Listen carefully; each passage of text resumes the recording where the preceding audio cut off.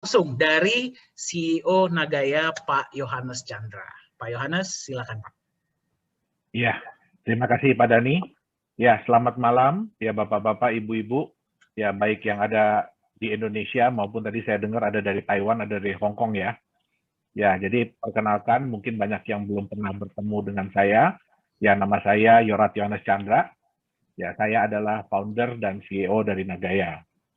Jadi mungkin kalau dibilang spesial-spesial banget juga enggak. Tapi kita hari ini karena beberapa hari belakangan ini saya banyak sekali mendapatkan pertanyaan.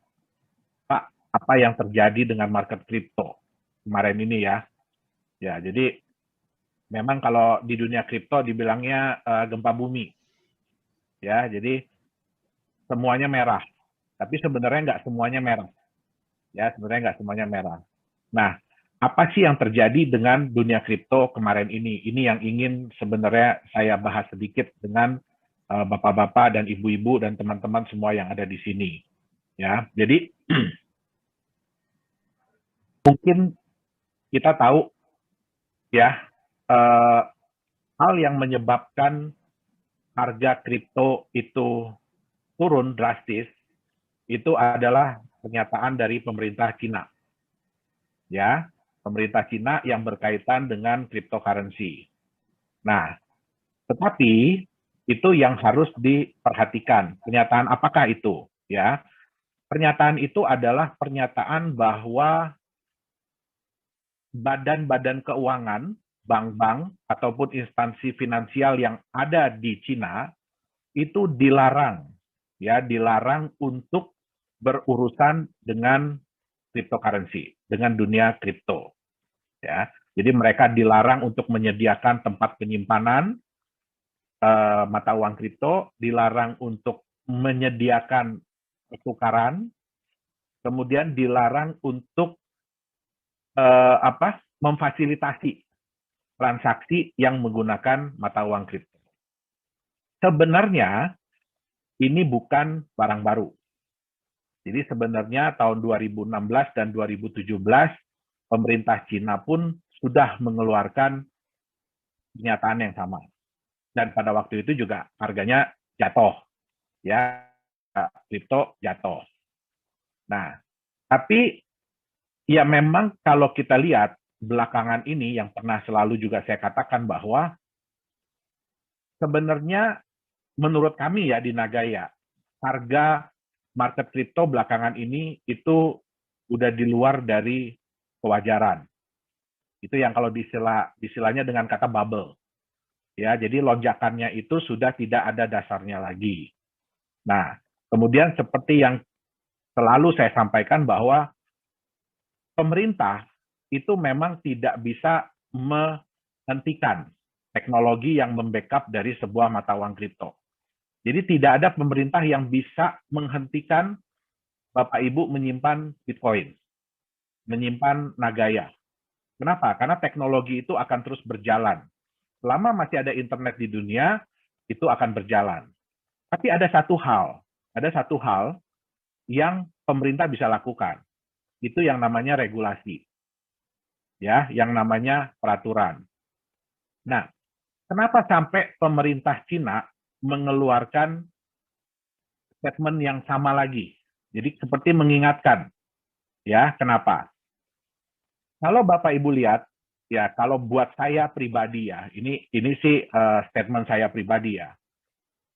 Mungkin banyak yang berpikiran sama seperti saya, ya, bahwa sekarang ini mata uang kripto ini udah nggak ada aturannya lagi, udah nggak jelas mau dibawa kemana. Kenapa? Mungkin Bapak Ibu yang penggiat atau penggemar mata uang kripto udah tahu ya, sekarang segala jenis binatang ada di mata uang kripto. Ya, ada koin yang logonya anjing, logonya kucing, logonya monyet, logonya macam-macam. Dan hampir setiap hari, hampir setiap minggu itu pasti muncul. Yang baru-baru pasti muncul. Ya. Nah, sedangkan mereka itu membuat ya membuat yang seolah-olah market cap atau jumlah pasar yang dikuasai itu semakin besar. Kemarin sebelum drop harga jauh ini, itu market cap-nya kripto itu sekitar 3 triliun dolar. Ya, tentu saja ini mengundang kekhawatiran dari regulator, dari pemerintah. Kenapa? Ini saya ambil sedikit ya dari kata-kata Pak Dhani ya. Ini cocok banget nih. Pak Dhani mungkin bisa unmute Pak, supaya kita bisa ngobrol Pak. Oh iya, ya. boleh Pak, boleh Pak. Jadi nggak bosan, teman-teman nggak bosan dengerin cuma saya doang yang ngomong gitu. Ya. Boleh, Nah, boleh. Jadi kita diskusi nih ya Pak ya. Ya, jadi sekarang di dunia kripto itu kebanyakan apa? Sorry ya Bapak Ibu ya, kalau omongan saya agak keras atau agak kasar. Jadi yang kebanyakan adalah orang licik, membohongi orang sok pinter, dan orang sok pinter membohongi orang yang tidak tahu. Ya, cuma ngikut-ngikut ya Pak ya berarti ya, betul, di akhir ya. Betul, itulah yang terjadi di dunia kripto sekarang ini. Ya, jadi banyak sekali orang-orang yang kemudian seolah-olah mereka itu mengatakan bahwa nih the next crypto, the next apapun ya, yang akan naik harga 1000 kali, 100 kali, berapapun mereka selalu katakan itu.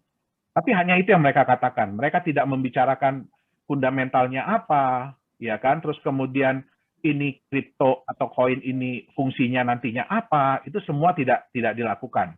Hanya mereka bilang bahwa ya ini berpeluang menjadi the next siapa yang kemarin contoh sukses. Ya. Jadi hanya menjual janji ya Pak ya, kalau misalkan biasanya dijual itu iming-iming. Ya, jadi mereka selalu katakan gini, tuh kamu udah ketinggalan yang ini, ya kan? Kamu udah ketinggalan yang ini. Sekarang ada yang baru nih, ya mungkin ada koin logo anjing 1, sekarang muncul koin logo anjing 2 atau logo kucing, ya. Nah, itu kemudian dimanfaatkan, ya supaya apa? Supaya orang-orang mau membeli dengan harapan bisa harganya sama dengan yang kucing kemarin atau anjing kemarin, gitu loh. Tanpa ada dasar-dasar yang jelas. Nah, tentu saja ini mengkhawatirkan buat pemerintah. Kenapa?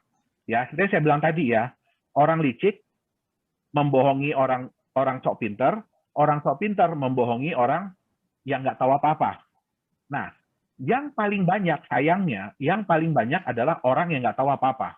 Yang hanya mengikuti tren berarti Pak? Betul. Mereka nggak tahu apa-apa. Mungkin Bapak Ibu baca ya di koran-koran di Indonesia juga ada ya beberapa bulan belakangan ini, selalu mereka mengatakan yang bagus-bagusnya tentang cryptocurrency. Ya. Wah, si ini ya dengan beli koin ini bisa untung sekian banyak, bisa untung sekian banyak. Ya, tapi mereka tidak pernah memberitahukan apa resikonya. Ya. Ya. Jadi sebenarnya mohon maaf ya kalau saya agak jahat sedikit. Sebenarnya mohon maaf kalau saya agak jahat sedikit. Sebenarnya saya itu menunggu-nunggu kejadian kemarin itu terjadi. Kenapa? Karena selama ini kita mengatakan untuk apa sih fungsi backup dari sebuah kripto? Ya. Untuk apa sih fungsi fungsi proyek, ya, fungsi bisnis dari sebuah kripto?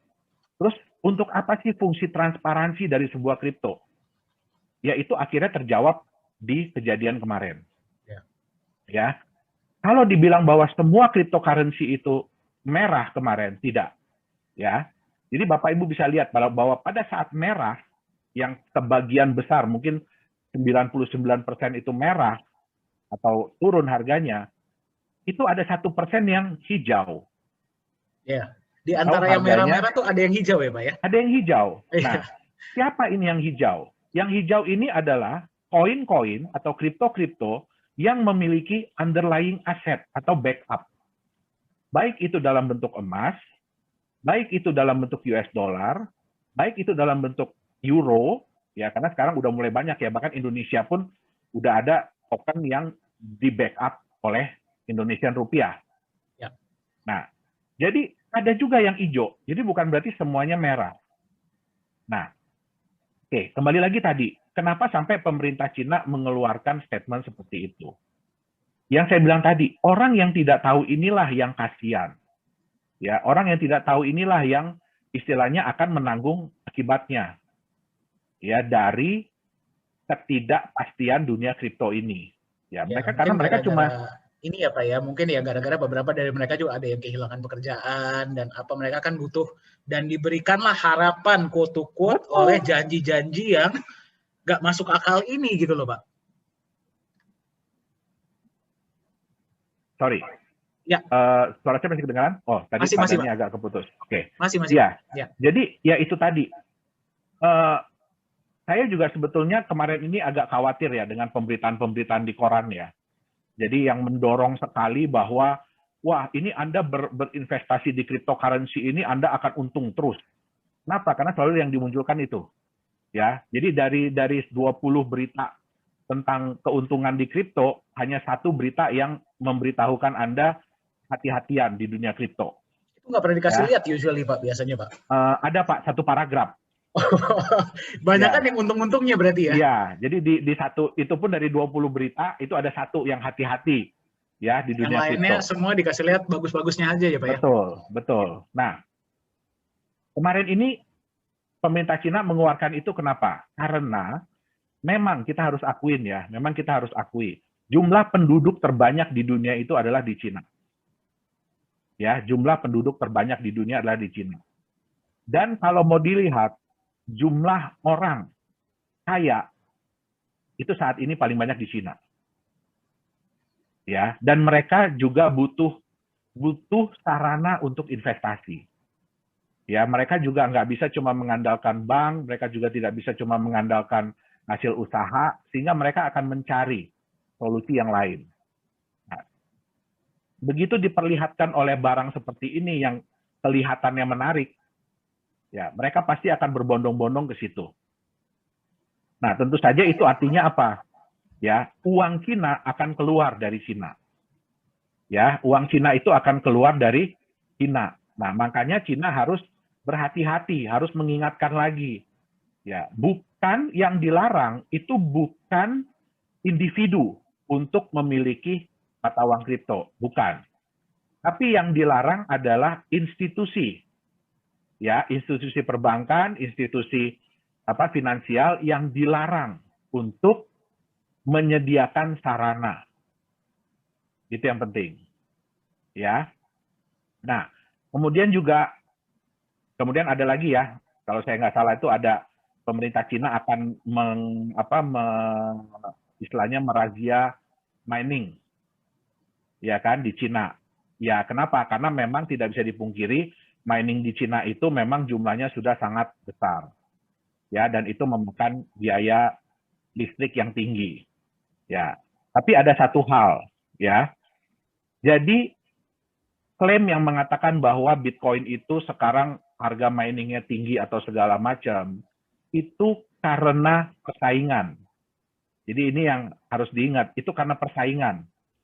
Ya, kalau jumlah pesaingnya turun, otomatis jumlah pemakaian listriknya akan turun. Jumlah alatnya akan turun. Jadi kalau di dunia kripto, itu tidak bisa disamakan dengan dunia tambang. Kalau di dunia kripto, ya, kebutuhan atau biaya itu karena persaingan. Ya, biaya itu karena persaingan, bukan biaya itu karena kebutuhan. Oh, jadi kalau misalkan persaingannya turun, ya harga otomatis turun sendiri ya Pak ya? Betul, betul. Oke. Biayanya bikin akan mahal turun. itu biaya kompetisinya, bukan Biaya biaya kompetisi. necessity-nya lah istilahnya ya? Bukan karena keharusan. Nah, makanya kemarin juga ada berita ya, itu dari salah satu perusahaan tambang yang besar di dunia, dan kebetulan dia adalah menambang emas. Ya, dia mengatakan bahwa Anda tidak bisa menyamakan Bitcoin seperti emas. Ya, jadi kalau ada klaim yang menyatakan bahwa cryptocurrency ini adalah emas digital, itu salah besar. Ya, jadi kecuali Nagaya ya, kalau Nagaya memang benar ada emasnya. Ya, Emasnya emas beneran Pak ya? Betul, tapi kan banyak klaim kan dari cryptocurrency kan menyatakan bahwa ya kita ini adalah digital gold, ya kita sama dengan emas. Kenapa jumlahnya terbatas? Ini yang harus disadari, ya, yang harus kita ingat, ya. Yang menciptakan cryptocurrency itu adalah manusia, ya. Yang menciptakan cryptocurrency adalah manusia. Yang bisa bikin kripto bukan cuma yang namanya Satoshi Nakamoto. bukan yang namanya Yohanes Chandra aja. Bukan yang cuma namanya Vitalik Buterin, bukan. Ya, banyak sekali orang-orang yang bisa menciptakan cryptocurrency. Bapak Ibu bisa lihat, hampir di setiap hari itu di CoinMarketCap itu mungkin bertambah berapa puluh cryptocurrency, berapa ratus dalam waktu satu hari. Tambah banyak Itu terus, Pak. betul. Itu Padahal yang kalau terdaftar. dipikir-pikir, Pak, itu setiap hari itu ada aja koin-koin yang memang sudah di-remove, tapi tiap hari tambah banyak ya. Betul, betul. Ya. Nah, sekarang siapa yang membuat emas? Alam. Siapa yang menciptakan emas? Alam. Dan dari SD, yang saya tahu ya, dari SD, yang namanya bahan mineral itu emas, perak, silver, emas, perak, nikel, ya kan, batu bara, itu dibuatnya oleh alam. Dan dibuatnya jutaan tahun. Ya. Jadi nggak bisa disamain dengan kita bikin token yang cuma hitungan jam. Ya, nah, itu salah. Mungkin kami satu-satunya di Nagaya yang juga tidak setuju bahwa cryptocurrency itu dianggap sebagai sebuah sebuah emas. Ya, tidak bisa. Jadi kalau cuma kripto itu sendiri, angka itu sendiri, itu tidak bisa dianggap sebagai emas. Oke, nah, kejadian kemarin itu menunjukkan apa yang selalu selama ini mungkin Pak Dhani selalu bilang ya. Kita juga selalu bilang, oke, di dunia cryptocurrency saat ini, yang berlaku hanya kepercayaan. Murni hanya kepercayaan. Artinya apa? Kalau kepercayaan itu ada, harga akan bagus. Tapi begitu kepercayaan itu hilang, harga akan jatuh. Ya. Nah, sayangnya, harga dan kepercayaan itu berbanding lurus. Jadi di dunia kripto itu, kalau harga naik, orang jadi percaya, orang mau beli. Sehingga harganya akan lebih naik lagi. Tapi berlaku juga kebalikannya. Kalau harga turun, kepercayaan orang akan hilang. Harganya akan lebih turun lagi. Jadi kayak bola salju ya Pak ya dia ya? Betul. Jadi benar-benar hanya berdasarkan sentimen. Ini sentimen positif apa sentimen negatif? Ya, sentimen positif atau sentimen negatif. Nah, hal yang kebalikannya terjadi di stable coin. Yang saya bilang tadi. Ada 1% yang warnanya hijau kok. Dan itu semua adalah koin-koin atau kripto-kripto yang memiliki backup. Yang memiliki aset. Ya, baik itu emas, perak, US dollar. Artinya apa? Mereka itu memiliki nilai yang akan membackup mereka. Ya.